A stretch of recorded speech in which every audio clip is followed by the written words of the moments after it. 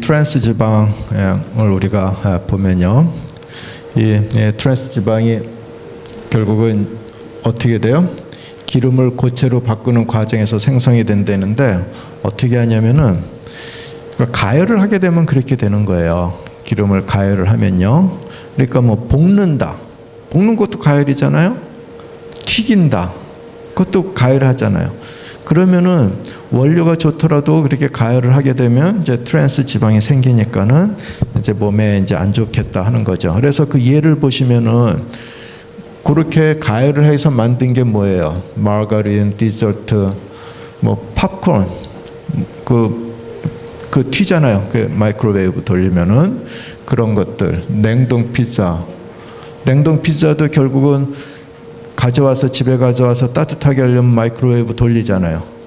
돌리면서 결국 가열을 하게 되니까는 그 와중에 트랜스 패트가 이제 생기는 거고요. 뭐 커피 크림 이런 것들이 결국은 트랜스 패트를 이제 조정을 하는 거죠.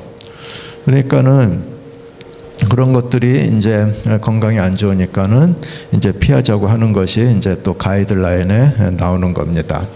그래서 이 트랜스 지방이 결국 이렇게 유래시키는 게 혈관성 질환. 그러니까 다시 말해서 결국은 그것들이 트랜스 지방 식품이 왜 문제가 돼요? 그것이 우리 몸에 들어오면요, 트랜스 지방은 그 구조 자체가 화학적으로 더 안정이 됐다 그랬잖아요. 그러니까 안정이 됐으니까 우리 몸에서도요, 그것이 그냥 그대로 있어요. 더 쪼개지거나 분해하거나 없어지질 않고요. 그러니까 결국은 어떻게 됐어요? 우리 몸에 더 축적이 되겠죠. 축적이 되니까는 그것이 혈관에서 축적이 되면 혈관성 질환을 초래할 거고, 배에서 축적이 되면 배가 뭐 비만이 될 테고, 그렇게 되는 거 아니에요. 네? 그래서 이것도 우리가 이제 섭취하지 말자 하는 거죠. 그다음에 이제 콜레스테롤이 나오는데, 이 2015년, 2020년 이 미국 정부의 그 식생활 가이드라인에 보면요, 콜레스테롤에 대한 항목이 그 전에 비해서 없어졌어요. 그 전에는 그러니까 이 2015년, 2020년이 8차 개정판이거든요. 근데 8차 개정판에는 이 콜레스테롤에 대한 언급이 아예 없어졌어요. 7차까지만 하더라도 콜레스테롤은 하루에 300mg만 먹어라. 300mg이 어느 정도냐면은 계란 노른자에 있는 콜레스테롤의 양이 300mg이에요. 그러니까 계란 하나만 먹어라 이거예요. 하루에 하나만. 그런데 이번 8차 개정판에는 콜레스테롤에 대한 언급 자체가 없어졌어요. 그게 무슨 말이에요? 우리가 두 가지로 해석할 수 있겠죠? 어떤 게 맞나 보세요. 그러니까 콜레스테롤은 막 먹어도 된다 냐, 아니면은 또 다른 안전장치가 있냐, 이제 우리가 그거를 생각해 볼 텐데, 잘 생각해 보세요. 동물성에 콜레스테롤이 있다 그랬죠? 근데 동물성에 콜레스테롤 뿐만 아니라 또 뭐가 있다 그랬어요? 포화지방산이 있다 그랬잖아요. 그러니까 우리가 계속 보시다시피 그 포화지방을 먹지 말라고 했잖아요. 포화지방을 이제 먹지 말라고 이렇게 했는데, 그거를 이제 뭘로 하는 거예요? 이 항목에서 포화지방은 나쁘니까 이제 먹지 말라고 했는데, 이 포화지방을 먹지 않으면은 콜레스테롤 섭취도 당연히 줄어들어요. 왜냐면은 포화지방이나 콜레스테롤이나 다 어디에 있어요? 동물성 식품에 있으니까. 포화지방을 억제하기 위해서 동물성 식품을 억제하면은 당연히 콜레스테롤도 억제가 되는 거예요. 그러니까 아예 언급을 안 한 거지, 콜레스테롤은 먹어도 되고 상관이 없으니까는 기록을 안 한 게 아니에요. 예? 여러분들 이번 8차 개정판에서 콜레스테롤에 대한 언급이 없으니까 그럼 콜레스테롤은 마음 먹고 먹어도 되는구나, 그런 게 아니에요. 예, 그 오해하시면 안 돼요. 예. 그래서 이 콜레스테롤은 자꾸 말씀드리지만 우리 몸에서 생성이 되니까는 우리 몸에서 필요한 만큼만 생성이 되는 거예요. 그러니까 우리가 굳이 밖에서 섭취를 할 필요가 없다는 것을 이제 계속 이 책에서도 강조하는 것을 볼 수 있습니다. 왜 나빠요? 콜레스테롤 먹게 되면은 비만이나 혈관성 질환이 생기는데, 그러니까는 이런 모든 거, 이게 다 동물성 식품이잖아요. 예? 하나같이 다 동물성 식품이잖아요. 어제도 말씀드렸지만은 이 콜레스테롤은 식물성에 전혀 없고 동물성에만 있고, 식물성에는 콜레스테롤 대신 뭐가 있다고 그랬어요? 세포벽이라는 것이 있어가지고 그거는 이제 탄수화물로 이루어진 거라 그랬죠. 예. 그래서 여러분들이 식물성 식품을 먹는 이상 콜레스테롤을 섭취하는 것에 대한 그런 두려움은 가지실 필요 없고, 그 다음에 이번 8차 개정판에서 이 식생활 가이드라인인 8차 개정판에서 비록 이 콜레스테롤에 대한 언급이 없지만은 그것은 여러분들의 마음대로 섭취를 해도 된다는 것이 아니라 뭐라고요? 그는 포화지방산을 우리가 먹지 못하게 하고 그 기준을 따르면은 콜레스테롤도 당연히 섭취가 안 되는 거니까, 그래서 언급을 안 한 것뿐이라는 것을 여러분들 이해하시면 되겠습니다. 그리고 이제 그 다음에 이제 보면요,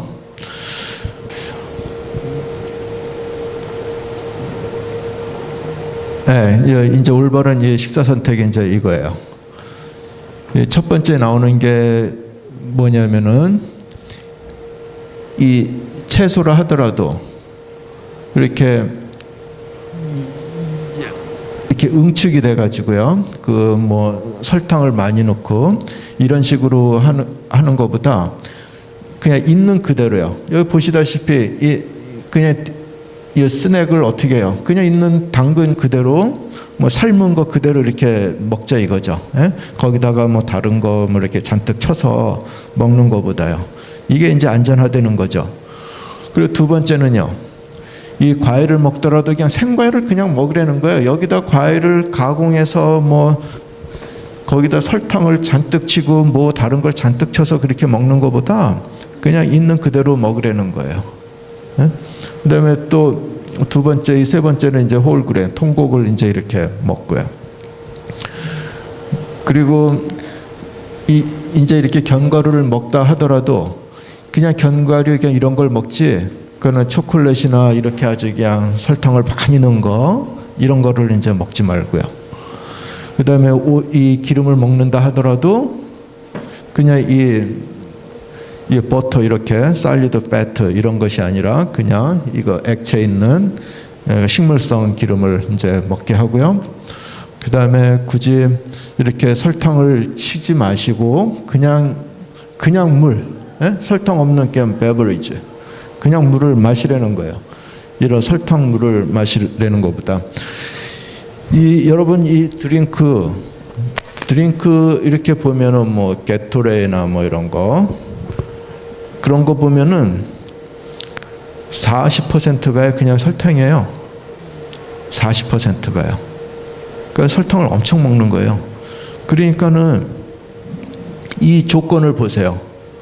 이 조건을 이렇게 보면은 우리가 어떻게 똑같은 재료라 하더라도 어떻게 먹어야 건강한지를 우리가 보여주는 거죠. 이런 거 여러분 충분히 하실 수 있으세요? 충분히 하실 수 있잖아요. 그렇죠? 그러니까 우리가 이런 거를 하시는 게 아주 현명한 소비자시라는 거예요. 예? 그래서 이제 그렇게 하고요. 그 다음에 제가 소금은 우리가 안 먹으면 안 돼요. 여러분들은 세상에 소금이시라는데 이 소금을 우리가 어느 정도 먹어야 돼요? 하루에 2,300mg, 2g, 3g, 2.5g, 그거 한 스푼이면 되는 거예요. 그게 하루에. 그런데 우리 평균 미국인들이 얼만큼 먹는다는 거예요? 거의 2배를 먹는 거예요. 2배. 그러니까는 소금을 많이 먹으면은 결국 우리 몸에 이제 뭐가 생기냐면은 구체적으로 소금이 어디를 타고 다니냐면 혈관을 타고 다닐 거 아니에요. 그죠? 그러면은 혈관에 소금기가 많을 거 아니에요. 그러면 혈관에 소금기가 많으면은 우리 몸에 있는 물들이 어디로 가냐면 소금이 많은 혈관으로 가요. 그럼 혈관의 혈액의 양이 더 줄겠어요? 늘어나겠어요? 늘어나죠? 그러니까 혈관이 더 빵빵하겠어요? 쭈글쭈글해지겠어요? 빵빵하니까 그게 바로 고혈압이 되는 거예요. 그러니까는 소금의 양이 많으면은 당장 뭐가 되는 거예요? 혈압이 올라가는 거예요. 그러니까는 고혈압 환자들은 보시다시피 이 소금을 얼마를 먹으라 그래요? 요구량보다도 훨씬 적게 먹으라는 거예요. 예? 그러니까 말이 돼요? 이게 말이 되는 거예요. 그러니까는 저염식이라고 하잖아요. 예? 우리가 소금을 평소보다는 적게 먹으면은 그만큼 혈액의 그 삼투압 농도가 떨어지니까는 혈액의 양이 줄어드는 거예요. 그러면은 혈관이 훨씬 더 버틸 수가 있는 거죠. 그러니까는 고혈압 환자분들은 혈압이 있다. 그렇다고 해서 대부분 약 먹고 그러는 것이 아니라 이렇게 생활로 일단은 조절을 가능하게 할 수 있는 거예요. 소금을 줄이고. 그 다음에 또 뭐 하면 되겠어요? 고혈압 환자는요. 많이 뛰면 되겠죠. 예? 그러면은 이 심장이 더 튼튼해져요. 튼튼해지니까 아주 천천히 이렇게 혈액을 보내도 버틸 수 있으니까는 이 혈압이 떨어지는 것을 볼 수 있습니다. 그래서 이 소금 섭취량도 별거 아닌데 정말 중요한 거예요. 이런 단순한 걸로 인해서 여러분들 고혈압 하나만 조절해도 얼마나 다행이에요. 예? 예. 그러니까 조금만 여러분들이 신경을 쓰시면은 충분히 이렇게 건강 생활을 하실 수 있는 거예요. 예. 이제 이 표는요, 이 하루에 우리가 하루에 얼마나 이 음식을 섭취를 해야 되는지 이제 추천한 양이 있어요. 그러니까 여러분들이 이것을 따르면은 결국은 우리가 살이 빠질 수 있어요. 왜냐면은 이거는 나이에 관해서 이제 평균을 낸 거예요. 이 나이면은 체중이 어느 정도면 되는데, 그러면은 이런 사람들이, 정상 체중을 가진 사람들이 하루에 활동을 하려면은 어느 정도의 열량을 섭취하면 되겠냐, 이제 그런 내용이에요. 여기 계신 분들 연령을 이렇게 보면은 이제 이거를 보시면 되겠어요. 그죠? 예를 들어서 이 왼쪽 거는 아마 남자분일 거예요. 예, 왼쪽 건 남자죠? 오른쪽 게 여자분이고요. 예, 그래서 왼쪽 거를 보시면은 여기서 이제 제 나이 그 50대 초중반 이쪽 보면은 이 먼저 이 칼럼은 뭐냐면은 2200칼로리, 예? 중간은 2400칼로리, 많은 건 2800칼로리. 이거는 뭐의 기준이냐면요, 그냥 뛰지 않고 그냥 이렇게 평범하게 생활하는 사람들, 그런 사람은 하루에 2200칼로리를 잡수시면 되고요. 그냥 뭐 땀이 펄펄 날 만큼 정말 육체적으로 힘든 일을 하시는 분은 2800칼로리를 잡수시면 되고요. 좀 땀 좀 나는 정도다 그러면은 2400칼로리 정도 드시면 되는 거고요. 그래서 이 여자분들은 훨씬 적잖아요. 그죠? 여자분들은 몸도 가볍고 또 활동량도 이렇게 많지 않으면은 이 잡수시는 열량이 훨씬 적잖아요. 그러니까는 우리가 이거를 이제 보시면은 여러분들이 얼만큼 섭취를 하셔야 되는 것이 이제 나오는 거예요. 그러면 이거 뭐 일일이 이렇게 계산해야 되나? 귀찮으신 분들 계시잖아요. 그러시면은 어떻게 하시면 되겠어요? 일일이 계산하는 거 귀찮으시면은 그냥 집에다가 몸무게 체중계 하나 갖다 놓으시고, 예? 아까 말씀드리는 영양식품 있잖아요. 채소, 과일, 그다음에 통곡식, 그다음에 두유, 그다음에 또 다른 견과류, 그리고 기름, 식물성 기름, 이걸로 요리를 하셔서 이렇게 잡숴 보시고 일주일에 체중을 측정을 해 보셔서 증가하면은 거기에서 좀 잡수시는 거 줄이시고요. 예? 더 살찌고 싶으시면 좀 들이시고 이렇게 하시면 돼요. 여러분이 꼭 그 계산을 해가지고 얼마를 정확히 딱 떨어지게 먹어야 몸에 건강하다. 여러분 몸은 그 정도로 이렇게 잘못 만들어진 게 아니에요. 여러분 몸은 아주 적응을 잘하게 만들어졌어요. 그래서 대강 하셔도요, 그렇게 큰 문제가 없어요. 그래도 꼼꼼하신 분은 나 이렇게 하시겠다 하면은 이제 이렇게 정해놓고, 목표를 정해놓고 하시면 돼요. 이렇게 해서 잡수시다 보면요, 이렇게 해서 잡수시다 보면은 당연히 체중이 줄어들어요. 예? 요거는 정상 체중을 기준으로 만든 거기 때문에 이것대로 잡수시면은 비만은 줄어들고, 아니면은 과소 체중은 뭐 이제 정상 체중이 되고, 이제 이런 식이에요. 그래서 이 이제 추천량을 우리가 볼 수 있는데, 이건 이제 그 설명이고요. 이제 그러면 여러분이 체중이 많은지 적은지 비만인지 과체중인지 궁금하신 분 계시잖아요. 그러시면은 이 표를 이용을 하시면 돼요. 예? 이 표를 보시면은 이게 이쪽 값은 이 센티미터 키고, 요거는 이제 피트 인치고요. 요것도 맨 위에는 파운드고 아래는 킬로그램이에요. 그래서 이거를 보시면은 이제 내 체중이 과체중인지 정상인지 이제 나타나는데, 여기서 이 녹색 이거에 해당하면 여러분의 체중이 정상이에요. 그러니까 제 걸 한번 비교해 볼까요? 제가 키가 172 요 정도 되니까, 그 다음에 체중이 한 70이면은 72 여기네요. 요거 70. 그럼 제 이 BMI가 23이라는 거예요. 23은 어떻게 계산이 된 거냐면 공식이 저 위에 있어요. 체중 킬로그램을요, 키로, 그러니까는 미터 키로 한 번 나누고 미터 키로 또 한 번 나눠요. 그러면 이 값이 나와요. 그래서 이 BMI 밸류가 18에서 24까지면은 이제 정상이고, 이거는 너무 왜소한 거고, 이거는 과체중이고, 이거는 비만이고요. 예?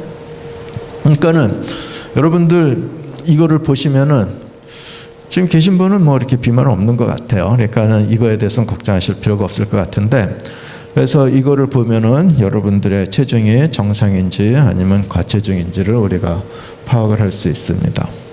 그래서 이제 이렇게 되는데, 이 표는 이제 뭐를 가리키냐면요, 평소 미국인들의 식생활이 얼만큼 불균형인가를 이제 보여주는 거예요.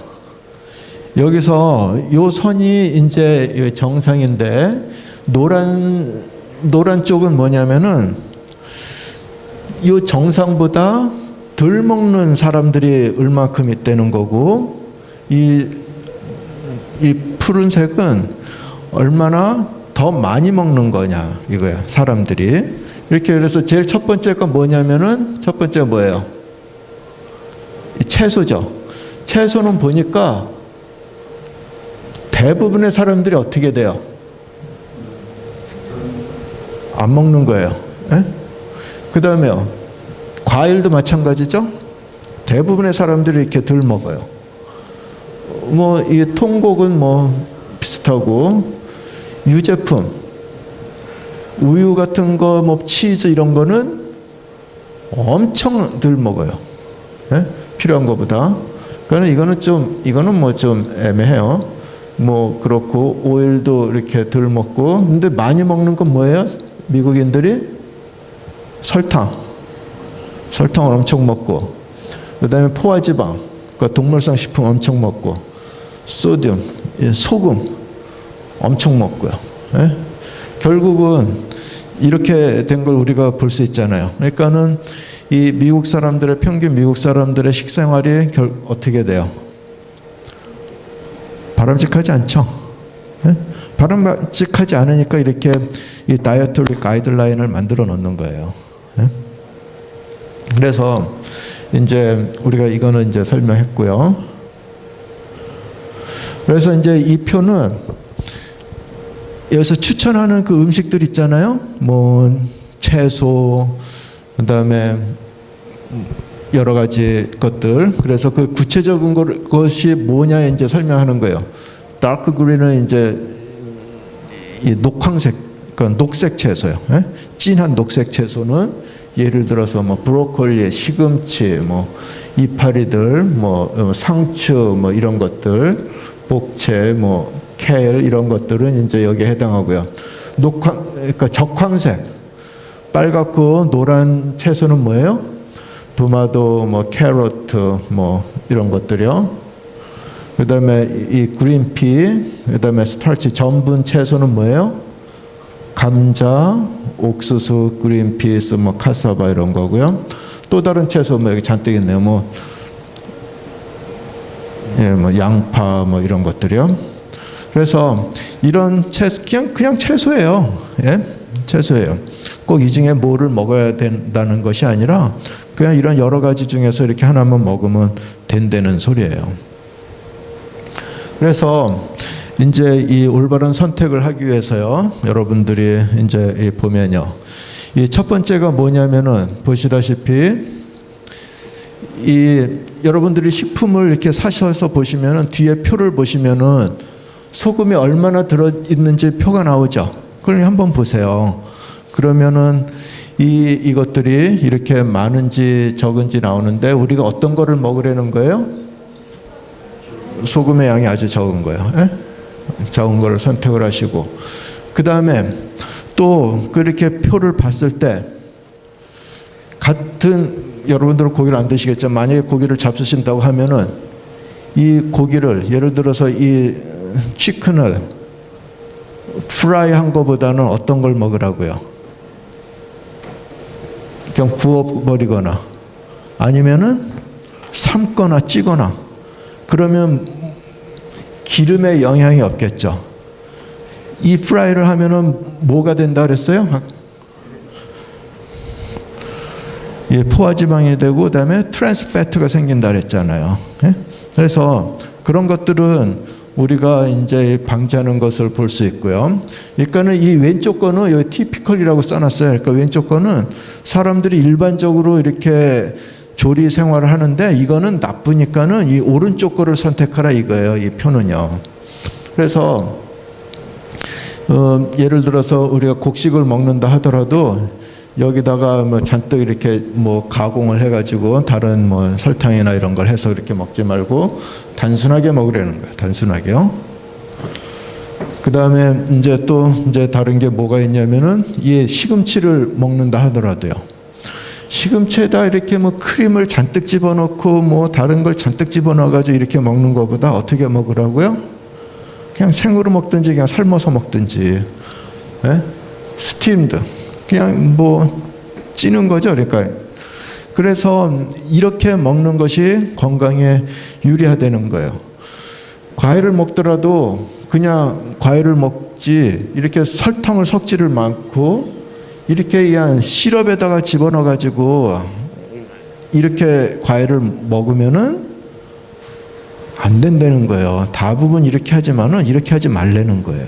그래서 이런 원칙들을 우리가 이제 정부에서 그야말로 그 비싼 세금을 들여가지고 이렇게 연구한 거 아니에요. 그래서 우리가 이 원칙을 따를 때 훨씬 건강하게 되는 것을 우리가 이제 볼 수 있습니다. 지금 이 당뇨가 나왔는데요. 여태 한 거는요. 이 2015년부터 20년까지 미국 정부에서 이 식생활에 대한 이제 가이드라인을 제가 이제 요약을 해서 이렇게 말씀드렸어요. 근데 이거에 대해서 혹시 궁금하신 거 있으세요? 이제 이 우리가 공부하신 것을 이제 가이드라인을 가지고 그것을 이런 이제 특정 질환에 한번 이제 적용을 해보자 이거예요. 네? 특정 질환을 이제 적용을 해보면은 이제 여러분들이 이 건강에 이제 정보는 다 알고 계세요. 그러시면은 주위에 당뇨 환자가 있으면 이제 어떻게 여러분이 충고를 하시겠냐 이거예요. 네? 이제 그런 개념을 가지고 이제 한번 들어보세요. 그러시면은 이 당뇨 역시 무엇을 조절해야 되냐면은 당연히 당뇨를 조절해야죠. 그러니까 당뇨를 조절하기 위해서 제일 중요한 게 뭐겠어요? 체중을 조절하는 게 제일 중요하죠. 왜냐하면은 체중이 큰 문제가 발생하니까. 그러니까는 체중을 조절하려면 이제 어떻게 그 식단을 짜셔야 되는 걸 우리가 배웠잖아요. 그래서 이거 혈압이죠. 예. 이 당뇨를 이제 보시면은 이 당뇨를 이렇게 측정하는 게 여기 이렇게 나오잖아요. 이제 이렇게 측정을 해요. 보시다시피 그 여러 가지 요소가 있어요. 그 헤모글로빈의 그 A1C가 이게 뭐냐면은 헤모글로빈이 어디 있어요? 혈액 속에 있잖아요. 그게 뭐예요? 이렇게 산소를 이렇게 운반하는 거잖아요. 근데 혈액에 혈당이 많으면은 이 혈당이 포도당이 헤모글로빈에 달라붙어요. 달라붙어서 그 기능을 떨어뜨리는데 그것이 이제 이걸로 측정이 되는 거거든요. HbA1c라고요. 그래서 이 정상값을 가지고 이제 우리가 진단을 하고, 그 다음에 이제 또 우리가 혈당을 직접 측정하잖아요. 예를 들어서 뭐 굶고 측정을 한다. 예? 아니면은 그냥 아무 때나 막 측정한다. 아무 때나 막 측정해도 되나 이렇게 생각을 하실 텐데, 아무 때나 이렇게 막 혈당을 측정하는 이점은 있어요. 왜냐하면은 그렇게 아무 때나 랜덤리 이렇게 측정을 하게 되면은 우리가 평소에 그 혈당의 정도를 우리가 파악하는 데 더 도움이 되잖아요. 네? 그래서 이렇게 랜덤 블러드 슈가나 아니면 패스팅 블러드 슈가를 했을 때 이 정도 이상이면은 이제 당뇨라고 이제 우리가 이렇게 진단을 하죠. 이렇게 해서 이제 진단을 해서 나면은 이제 결국은 이제 증세에 따라서 제일 처음에 이런 진단을 받으시면 제일 처음에 하는 게 뭐예요? 예, 라이프 스타일 체인지 하는 거예요. 예? 그래서 뭐예요? 그거는 일단은 말씀드렸듯이 체중을 줄이는데, 체중을 줄이기 위해서는 우리가 이 식단을 이렇게 짜야 되는데, 식단을 짜는 이제 그 요령을 이제 여러분들이 배우셨잖아요, 지금요. 예? 지금 배우신 거를 이제 적용을 시키시는 거예요. 그렇게 적용을 시켜서 하고, 그 다음에는 이제 우리가 이 들어가는 것뿐만 아니라 이제 빼내는 것도 이제 생각을 해야 되는데, 빼내는 게 뭐예요? 먹은 걸 빼내는 게 우리가 운동을 하는 거잖아요. 그래서 이렇게 운동을 하고 그렇게 함으로써 라이프 스타일을 체인지를 해서 이 당뇨가 조절이 되면은 다행인데, 만약에 조절이 안 되면 어떻게 하겠어요? 그 다음에 이제 뭐 치료를 받아야 되는 거죠. 그래서 이런 것들이 이제 어디에도 적용이 되냐면은 고혈압에도 이제 적용이 되는 거예요. 이제 고혈압은 이 혈압을 우리가 이제 측정을 하잖아요. 그래서 고혈압의 혈압은 이제 뭘로 정상값이 뭐예요? 이 녹색 밴드, 이게 고혈압 이제 정상이에요. 그죠? 그래서 이 수축기 혈압이나 이완기 혈압이, 수축기 혈압은 120 이하이고 이완기 혈압은 80 이하이고 이러면은 그러면 정상이구나. 그런데 이제 그러면 고혈압은 어떻게 진단을 해요? 여기 나오잖아요. 그죠? 예, 고혈압은 140 이상 아니면 90 이상. 그럼 중간은 뭐예요? 중간은 이제 요게 지금은 이게 좀 이 혈압의 이 기준이 더 강화가 됐어요. 왜냐면요, 그동안 우리가 이렇게 계속 140, 그 다음에 90으로 봤잖아요. 140, 90 이상이면 고혈압 그렇게 했는데, 요새는 강화를 해가지고 130부터 이제 80까지 이렇게 강화를 시켰어요. 그러니까는 왜 이렇게 됐냐면은 혈압을 140, 90으로 유지를 하더라도 이렇게 치명률이, 사망률이 굉장히 높은 거예요. 그래서 이제 몇십 년을 이게 연구를 한 거예요. 쭉 환자를 관찰을 해서.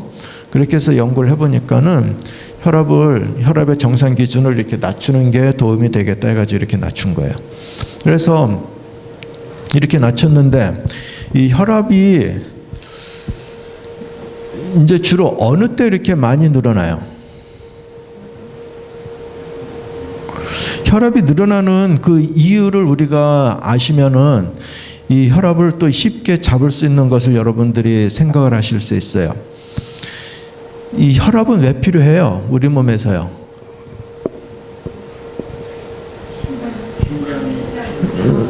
그러니까 혈액을 조직에 공급하기 위해서 필요한 거 아니에요. 예? 제가 지금 이렇게 서 있잖아요. 서 있으면 심장은 어디 있어요? 여기 가슴에 있잖아요. 그러면은 가슴에 있지만은 이 뇌는, 가장 높은 데 있는 이 뇌는 당연히 혈액을 필요로 해요? 필요로 하지 않아요? 필요로 하니까 여기서 펌프질을 해서 이리 쏴서 올려줘야 될 거 아니에요. 그러니까 최소한 이 혈압은 있어야겠죠. 그래야 여기까지 혈액 공급이 될 거 아니에요. 그러니까 이런 혈압이 필요한 거예요. 내가 손을 이렇게 올리면은 이 손끝까지 당연히 혈액이 순환이 돼야 될 거 아니에요. 그럼 여기 혈액이 공급 안 되면 여기는 어떻게 썩어버리는데요. 이렇게 해도 혈액 순환이 여기 손끝까지 가야 되니까는 이 심장에서 이만큼 혈압을 높여줘야 되는 거예요. 그런데 이제 어느 때가 이제 아주 도전이냐면요. 살이 찐다. 살이 찌면은 무슨 일이 발생하냐면은 그만큼 혈액을 보낼 곳이 많아지는 거 아니에요. 그죠? 왜냐하면 모든 세포 하나가 그냥 동떨어져 있는 게 아니라 모든 세포 하나가 다 혈관이랑 연결이 되어 있는 거예요. 그러니까는 그 연결이 되어 있으니까는 그 연결이 된 그 모든 곳을 다 혈액을 보내고 받고 하려면은 심장은 어떻게 돼요? 더 세게 짜줘야 될 거 아니에요. 그러니까 세게 짜주는 이것이 혈압이 올라가는 거예요. 그러니까는 혈압은 올라가는 건 사실 이 주인님을 살리기 위해서 올리는 거예요. 안 그러면 이 주인님이 죽으니까. 그런데 그렇게 올리다 보니까 이제 뭐가 생겨요? 무슨 부작용이 생겨요? 약한 혈관은 터져버리잖아요. 혈관은 여러분 이렇게 수도관 같이요, 꽉 막힌 게 아니에요. 모세혈관은요, 이렇게 듬성 이렇게 뚫려 있어요.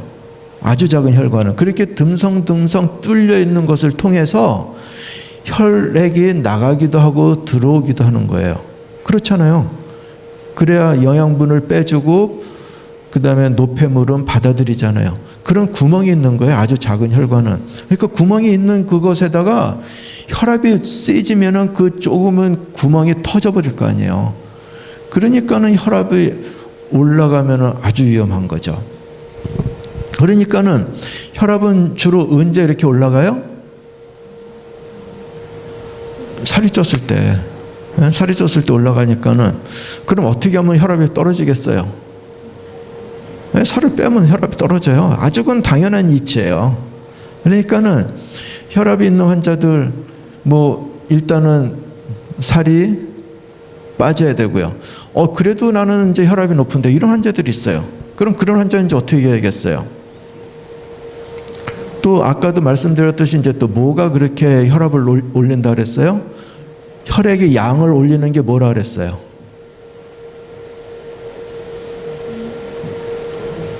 소금, 그죠?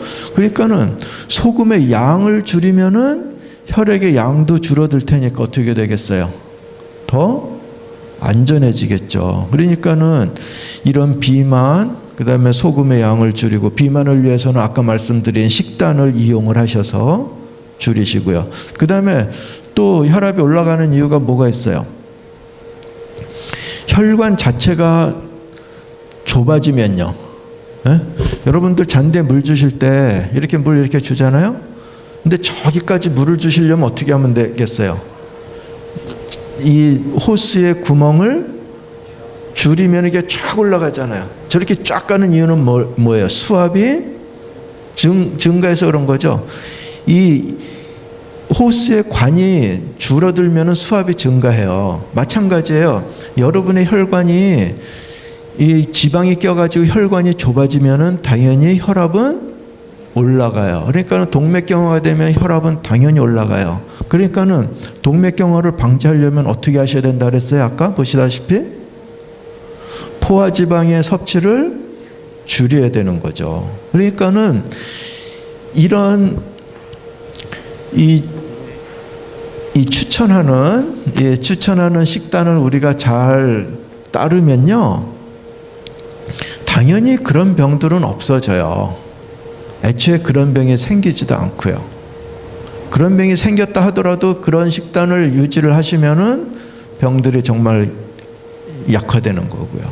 그러니까는 어제부터 계속 이야기를 했지만은 결국은 우리가 식사 생활을 조심을 해야 되는데 그것을 어떤 마음을 가지고 조심하셔야 된다 그랬어요?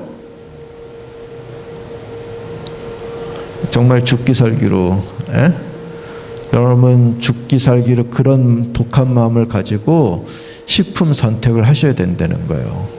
내가 내키는 대로 먹고 마시고 이러면서 혈압 조절이 안 되네요, 혈당이 안 떨어지네, 이거는 말이 안 되는 소리예요. 그래서 그런 마음을 가지고 우리가 이 생활을 하셔야 된다는 거예요. 그래서 이렇게 쭉 나오는데 여기서 뭐 식품 이런 거 다 똑같아요. 그래서 이 이제 식사 시간 이거 일정해야 된다는 거. 이 레퍼런스가 이제 그거예요. 아까 여기 미국 정부에서 만들어낸 그 2015년부터 20년까지 제8판 미국인을 위한 식생활 가이드라인. 요거를 보시면은 요 웹사이트에 가시면요. 이 웹사이트에 가시면 그거를 다운로드 받으셔서 이렇게 읽어보실 수 있으세요. 그러시면 아주 큰 도움이 되실 겁니다. 지금 강의는 여기까지 하면 될 것 같은데요. 혹시 궁금한 거 있으세요? 예.